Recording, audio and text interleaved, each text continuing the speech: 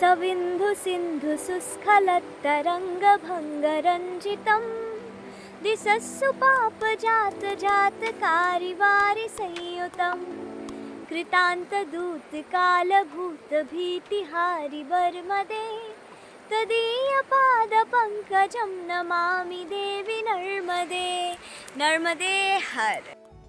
Hello everyone, welcome back to the second part of Narmada ji यात्रा। तो हम लोग यहाँ अभी कुंभेश्वर में है और इसके बाद हम लोग निकलेंगे एक जगह पे। वहाँ पे बहुत ही सुंदर सा एक आश्रम है और ये आश्रम के अंदर है एक कमल कुंड जो कि बहुत ही सुंदर है। और हम लोग यहाँ पे आते आते इतना थक चुके थे, हमें चाय की बहुत ज़्यादा ज़रूरत थी। लगभग हम लोग 20-25 मिनट बैठे, तभी मैया की कृपा से, नर्मदा जी की कृपा से हमें एक साधु जी ने आके बोला कि अगर आप लोगों को चाय पीना है तो आप लोग चाय पी लो। फिर तो हमें इतना ज़्यादा अच्छा लगा।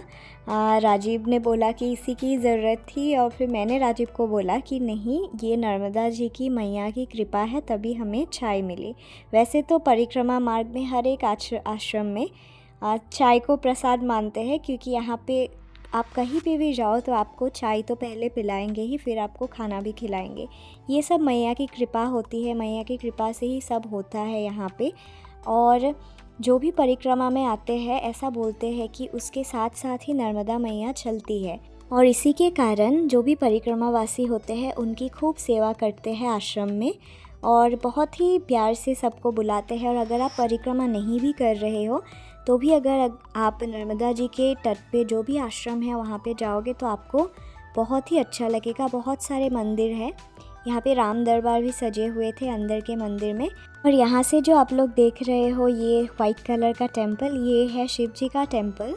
और ये बहुत बाद अभी नया नया बना है यहाँ पे शिव जी का टेम्पल। और यहाँ पे साधना करने के लिए बहुत ही उत्तम स्थल है, क्योंकि आपको एकदम शांत की जगह मिलेगी, शांति मिलेगी और मैया की दर्शन भी मिलेगी। और ऐसा मान्यता है कि नर्मदा जी के तट पे बैठकर आप कोई भी साधना करो तो वो तो सफल होती ही है। और नर्मदा जी के किनारे में रह के अगर आप शिव जी की तपस्या करते हो, साधना करते हो तो सिद्धि बहुत जल्दी मिलती है, कृपा भी बहुत ही जल्दी हो जाती है। और नर्मदा मैया को बोलते हैं मेखल सुता माँ नर्मदा, क्योंकि वो मेखल जी के वहाँ पे पली बड़ी हुई थी राजा जो मध्य प्रदेश में थे।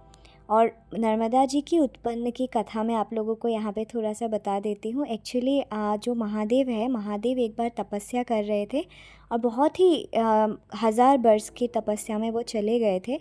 और फिर उनके जो पसीना निकला था, वो पसीना का जब धरती में वो पड़ा तो उधर से ही नर्मदा मैया नदी स्वरूप में हमें दर्शन दे रही है। और नर्मदा जी तो बोलते ही है कि मध्य प्रदेश की पूरे जीवन है। और माँ नर्मदा ही एक ऐसी नदी है पूरे दुनिया में जो उल्टा बहती है। ज़्यादातर नदियाँ ईस्ट के डायरेक्शन में, ज़्यादातर क्या सारी नदियाँ ही, जितनी भी दुनिया में नदियाँ हैं सब सीधी बहती है पूर्व दिशा की तरफ। लेकिन नर्मदा जी जो है वो पश्चिम दिशा में जाके खंबात की खरियों में मिलती है। और नर्मदा जी के बारे में मैं जितना भी बोलूँ उतना ही कम है, क्योंकि ये मेरे लिए माँ है।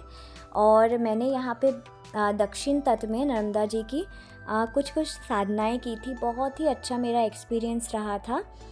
21 दिन की साधना हो गए, 45 दिन की साधना हो गए, ऐसे ऐसे साधना मैंने किया था यहाँ पे ही बैठ के।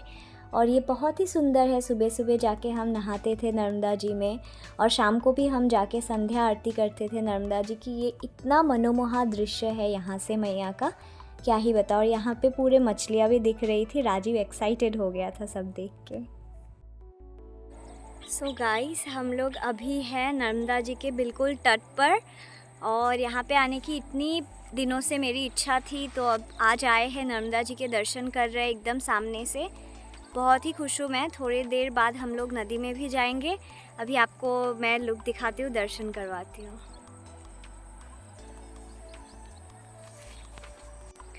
आई थिंक आप लोगों को आवाज़ भी आ रहा होगा। बहुत ही सुंदर वहाँ पे कल कल करते नर्मदा जी बह रहे हैं।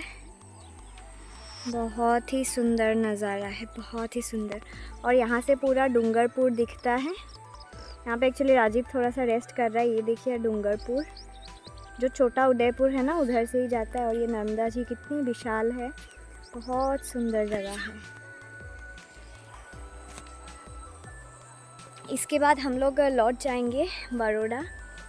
मैं बहुत ही खुश हूँ, इतने दिनों बाद सपना पूरा हुआ यहाँ पे आने का। Literally it was like my dream to come Narmada ji again, because I told you before also कि I believe a lot in Narmada ji. मैं इनको अपनी माँ ही मानती हूँ। बहुत ही सुंदर नज़ारा है। Look at this guys, I am so happy, I can't express you in this word. I mean मैं स्तब्ध हूँ, मैं क्या बोलूँ, मतलब मैं इतनी ज़्यादा खुश हूँ ना गाइस। इतना धूप लग रहा है, कितने टाइम से बाइक में बैठ के आ रहा है, मुझे कोई फ़र्क ही नहीं पड़ रहा है। इतना मतलब सुकून है यहाँ पे। मैं तो चाहती हूँ कि मैं इधर ही रहूँ, बट इधर रहना अभी पॉसिबल नहीं है। जब भी हो पाएगा शायद से मैं 1-2 महीना आऊँगी इस साइड रुकने, बहुत ही अच्छा लगेगा। नर्मदे हर, नर्मदे हर, नर्मदे हर। एक्चुअली मैंने चेंज भी कर लिया था रास्ते में, क्योंकि जब आश्रम आ रहे हैं तो फिर टॉप के साथ इतना सही नहीं लगता है। तो फॉर दैट रीज़न मैंने ये पहना है कुर्ता। ये पे बहुत सुंदर है, बहुत सुंदर। आप लोग को लग रहा होगा कि क्या ही बार बार बोले जा रहे हैं बहुत सुंदर बहुत सुंदर, क्योंकि it matters a lot to me. मतलब बहुत ज़्यादा ये मैटर करता है मेरे लिए नर्मदा जी।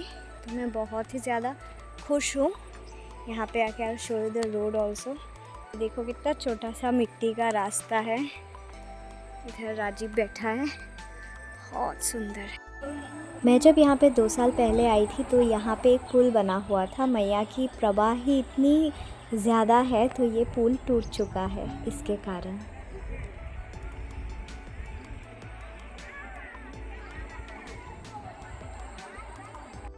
और अभी हम लोग जा रहे हैं नदी में तर्पण करने के लिए और स्नान करने के लिए मैया के गोद के तरफ। ये देखिए मेखल सुता माँ नर्मदा जी की इतनी सुंदर प्रवाह है यहाँ पे। कल कल करती हुई नर्मदा जी बहती है, बहुत ही सुंदर लगता है ये। मतलब क्या बताओ, बहुत सुंदर है मैया। और यहाँ पे नर्मदेश्वर शिवलिंग भी है। यहाँ पे गाइस एक बात बोलती हूँ आपको, जितने भी पत्थर है सारे के सारे शिवलिंग है यहाँ पे। जो नर्मदेश्वर शिवलिंग होता है वो यही है। और यहाँ पे ऐसा बोलते हैं कि जो भी पत्थर है वो तो शिव जी है, और वो उनकी जब हम पूजा करते हैं तो उनकी प्राण प्रतिष्ठा करने की कोई ज़रूरत नहीं होता है, क्योंकि ये ऑलरेडी जागृत होता है। जो भी शिवलिंग यहाँ से हमें प्राप्त होती है तो ये ऑलरेडी जागृत होता है, तो प्राण प्रतिष्ठा करने की कोई ज़रूरत नहीं होता है। और अलग अलग प्रकार के नर्मदेश्वर शिवलिंग होता है। ये आप लोगों को स्कंद महापुराण के जो षष्ठ भाग है ना उसमें मिल जाएगा। जो स्कंद महापुराण में जो रेवा खंड है उसको ही नर्मदा पुराण कहते हैं। रेवा खंड को मैया का एक नाम रेवा भी है। तो रेवा खंड अगर आप लोग पढ़ेंगे तो आप लोगों की मतलब मानसिक परिक्रमा भी हो जाएगी। मैंने पढ़ा है, बहुत सुंदर पुस्तक है। मैं बोलूँगी आप लोग भी उनका अध्ययन कीजिए तो आप लोगों को पता लगेगा नर्मदा जी की महिमा। और यहाँ पे राजीव डुबकी लगा रहा था और मैं मैया की मतलब मैं इतना शूट भी नहीं कर पाई क्योंकि इतना ज़्यादा मैया सुंदर लग रही थी। मैंने थोड़ा बहुत क्लिप लिए हैं, आशा करती हूँ आप लोगों को अच्छा लगेगा। माँ के गोद में बैठ के खेलना, मतलब मैं क्या बताऊँ, ऐसा सच में लगता है कि माँ के गोद में बैठी हूँ और मैं खेल रही हूँ। और मैया बहुत सुंदर है और मैया बहुत दयालु है, बहुत दयालु है नर्मदा मैया। बोलो मात्र श्री नर्मदे हर, नर्मदे हर, नर्मदे हर। मैं आप लोगों को भी बोलूँगी कि नर्मदा जी के दर्शन कीजिए जब भी आप लोगों को मौका मिले। ऐसा बोलते हैं कि यमुना जी में 7 बार डुबकी लगाने से जो फल मिलता है, गंगा जी में 1 बार डुबकी लगाने से जो फल मिलता है, नर्मदा जी की एक दर्शन मात्र से वो फल मिलता है। ये स्कंद पुराण में आता है, शिव पुराण में भी वर्णन आता है। बहुत ही सुंदर है, इनकी मान्यता बहुत ज़्यादा है। और फिर मैंने भी नर्मदा जी में तर्पण किया। तर्पण करके मैंने भी मैया में स्नान किया, मैया की गोद में बहुत खेली आज। बहुत अच्छा लगा। मैं जब अभी वीडियो एडिटिंग कर रही हूँ मेरा वॉइस भी बहुत स्लो लग रहा होगा आप लोगों को, क्योंकि मैं जो भी अनुभूति किया है पिछले कुछ सालों से वो बहुत ही सुंदर है मैया के साथ मेरा। और अभी मैं मैया के गोद से थोड़ा सा जल ले रही हूँ, नर्मदा जल, क्योंकि मैं ऐसा सोचती हूँ कि मैं अगर मैया के जल भी लेके घर में रखूँ तो मुझे ऐसा लगेगा कि मैया मेरे साथ है। वैसे भी मैया साथ में ही होती है, लेकिन उनका जल भी घर में रखना बहुत ही पवित्र होता है। और ये देखिए, एक तिलकधारी शंकर जी की एक शालिग्राम है, एक शिवलिंग है ये, और ये जागृत है, ये तिलकधारी शिवलिंग है, बहुत ही सुंदर लग रहा है। और मैं ये आप लोग को दिखाना चाहती हूँ कि देखिए कैसे नर्मदा जी के गोद में शिवलिंग है, और साइड में जो भी पत्थर आपको दिख रहे हैं, ये बीच में एक जो लाइन है वो वाले अर्धनारीश्वर जी की पत्थर है। बहुत ही सुंदर लगता है। ये जो वाइट और आप लोगों को दिख रहा होगा ग्रे कलर टाइप की, बहुत ही सुंदर है। नीलकंठ महादेव भी मिलते हैं यहाँ पे। देखिए इतना सुंदर नज़ारा है, और मुझे ना यहाँ से निकलने की ही, माँ की गोद में खेल के इतना अच्छा लग रहा था, निकलने का मन ही नहीं कर रहा था। और फिर मैंने यहाँ पे अपने स्किन केयर के सामान निकाल लिए। पहले मैंने मॉइस्चराइज़र लगाया, फिर अभी सनस्क्रीन लगा रही हूँ, क्योंकि बहुत ज़्यादा धूल मिट्टी भी है रास्ते में, तो थोड़ा सा प्रोटेक्शन के लिए मैं ये यहाँ पे लगा रही हूँ। इमेजिन करो गाइस, नदी के किनारे स्किन केयर कर रहे हो, इतना सुंदर माहौल बन रहा है, बहुत ही अच्छा लगा। सो गाइस, बहुत ही सुंदर हमारा आज का ट्रिप रहा। अभी इस ट्रिप को इधर ही एंड करते हैं, नर्मदा जी के किनारे में। हम लोग बहुत टाइम तक, मैं नदी में बैठी रही, राजीव भी बहुत टाइम तक बैठा। पहले राजीव ने मेडिटेशन स्टार्ट किया and then I started also meditating. बहुत ही सुंदर लगा जल में मेडिटेशन करके, स्पेशली नर्मदा जी के गोद में बैठ के। और यहाँ पे बहुत सुंदर सी लहरें हैं, and Indeed it's a very beautiful trip.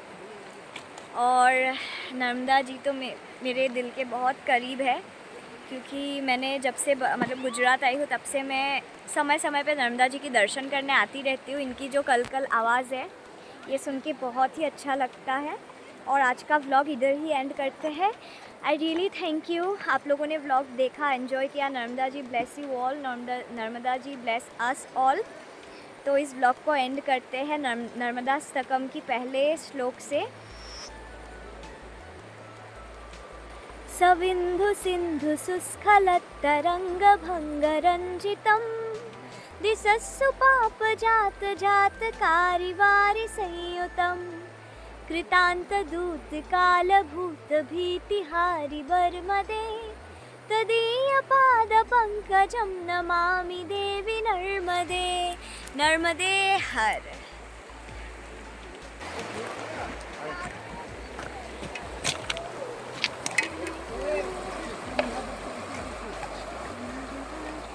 Narmade her.